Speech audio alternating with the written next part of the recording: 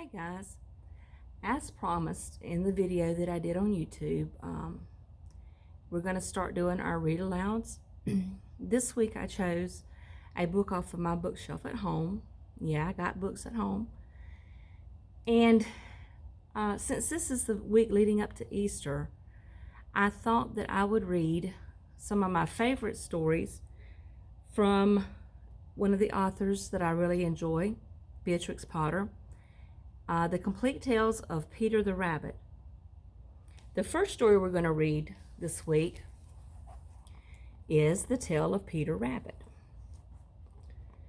Once upon a time, there were 4 little rabbits, and their names were Flopsy, Mopsy, Cottontail, and Peter. They lived with their mother in a sandbank underneath the root of a very big fir tree. "Now, my dears," said old Mrs. Rabbit one morning, "you may go into the fields or down the lane, but don't go into Mr. McGregor's garden. Your father had an accident there. He was put into a pie by Mrs. McGregor." Then old Mrs. Rabbit took a basket and her umbrella and went through the wood to the baker's. Do you know what a baker is? This next sentence is going to give us some context clues to help us understand the meaning of the word baker. She bought a loaf of brown bread and 5 currant buns. Okay? She bought bread and she bought buns. So that lets me know that a baker must be someone who bakes bread or pastries or cakes. Flopsy, Mopsy, and Cottontail, who were good little bunnies, went down the lane to gather blackberries. But Peter, who was very naughty, ran straight away to Mr. McGregor's garden and squeezed under the gate. First, he ate some lettuces and some French beans, and then he ate some radishes. But round the end of the cucumber frame, whom should he meet but Mr. McGregor? Mr. McGregor was on his hands and knees planting out young cabbages, but he jumped up and ran after Peter, waving a rake and calling out, "Stop, thief!" Peter was most dreadfully frightened. He rushed all over the garden, for he had forgotten the way back to the gate. He lost one of his shoes among the cabbages, and the other shoe amongst the potatoes. After losing them, he ran on 4 legs and went faster, so that I think he might have gotten away altogether if he had not unfortunately run into a gooseberry net and got caught by the large buttons on his jacket. For those of you who may not know, gooseberries is a bush that grows in the woods. It grows around here, and the berries are typically greenish yellow or reddish purple, and the bush has lots and lots of thorns on it. So when a bunch of those grow together, or it's got a lot of limbs on the bush, all of the thorns kind of meet up and create a net or a trap, and that's what Peter got caught in. Peter gave himself up for lost and shed big tears. But his sobs were overheard by some friendly sparrows who flew to him in great excitement and implored him to exert himself. That means that they begged him really, really desperately to put forth the extra effort or give a little bit more energy to get free. Mr. McGregor came up with a sieve which he intended to pop upon the top of Peter, but Peter wriggled out just in time and rushed into the tool shed and jumped into a can. Now, it would have been a beautiful thing to hide in if it hadn't been so full of water. Mr. McGregor was quite sure that Peter was somewhere in the tool shed, perhaps hidden under a flower pot. So he began to turn them over carefully, looking under each one.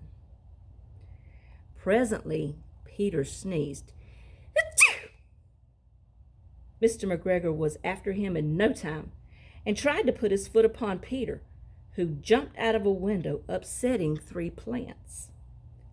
The window was too small for Mr. McGregor, and he was tired of running after Peter. So he went back to his work. Peter sat down to rest. He was out of breath and trembling with fright, and he had not the least idea which way to go. Also, he was very damp from sitting in the can. After a time, he began to wander about, going lippity, lippity, not very fast, and looking all around. He found a door in a wall, but it was locked, and there was no room for a fat little bunny to squeeze underneath. An old mouse was running in and out over the stone doorstep, carrying peas and beans to her family in the wood. Peter asked her which way to the gate, but she had a large pea in her mouth, and she could do nothing to answer. She only shook her head at him, and Peter began to cry. Then he tried to find his way straight across the garden, but he became more and more puzzled. Presently, he came to a pond where Mr. McGregor filled his watering cans. A white cat was staring at some goldfish. She was very, very still.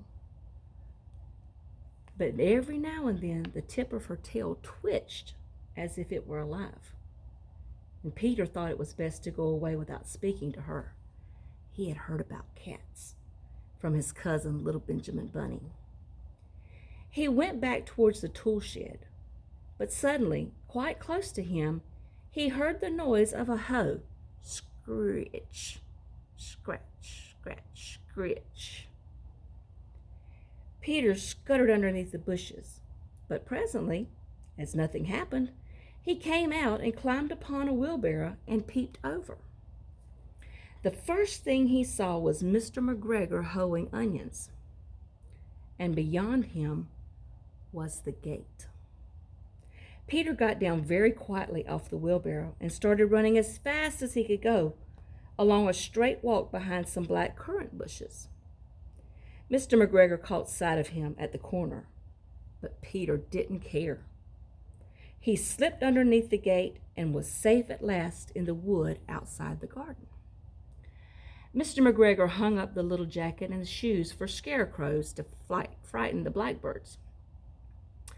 Peter never stopped running or looked behind him till he got home to the big fir tree.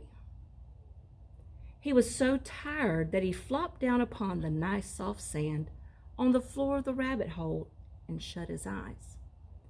His mother was busy cooking, but she wondered what he had done with his clothes. It was the second little jacket and pair of shoes that Peter had lost in a fortnight. Well, I'm sorry to say that Peter was not feeling very well during the evening. His mother put him to bed and made some chamomile tea, and she gave a dose of it to Peter. 1 tablespoon to be taken at bedtime. But Flopsy, Mopsy, and Cottontail had bread, milk, and blackberries for supper. And that's the end of the tale of Peter Rabbit. Tomorrow's story will be the tale of Mr. Jeremy Fisher, one of Peter's frog friends. I hope you guys enjoyed the story. I hope you're all doing well. I hope you're all healthy. I hope you're all doing your work, your packets, your iReady. I hope you're finding books to read at home. I want you guys to know that I love you. I miss you. I'm ready to see you. And I'm working on sending out some emails to your parents.